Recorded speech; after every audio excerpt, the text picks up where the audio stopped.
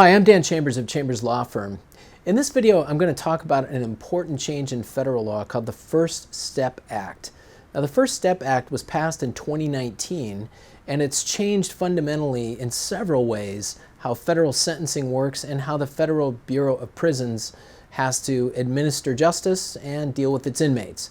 Now, it's got a lot of aspects to it. I'm only going to hit on a few of them in this video. So if you're more interested in what all of the changes are, make sure you just Google First Step Act and you'll be able to look at all of the different ways it changed federal sentencing and federal prisons. But here are some of the highlights. One of the biggest changes it allows for is for inmates to find ways to earn work time or good time credits.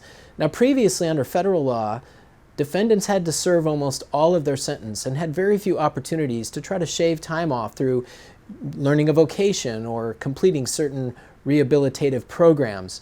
Under the First Step Act, Congress has authorized that those programs be funded so that inmates can try to learn a trade or do other things to reduce their sentence by engaging in positive activities. One of the other changes is it expanded the people that are eligible for the safety valve. I talked about that in another video. The First Step Act actually broadens it to include more people who might be eligible for the safety valve exception to avoid a mandatory minimum sentence. One of the other important changes is that the Bureau of Prisons now has to try to place inmates closer to their families. Now, before the First Step Act, it was possible for someone to be sentenced in California and sent to a federal state prison across the country, away from loved ones, spouses, and other people that provide support. Under the First Step Act, the Bureau of Prisons has to make its best effort to keep that inmate as close to their family as possible to help them with the rehabilitative process and to make sure that while they're in prison that they're doing what they're supposed to do, which is learning from their mistakes, learning a trade, and making sure they're becoming a productive citizen once they're out of custody.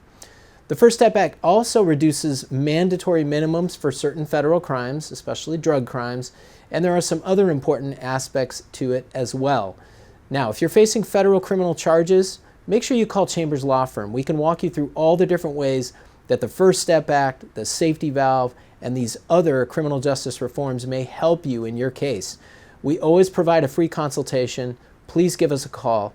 We'll be happy to help you. Thank you.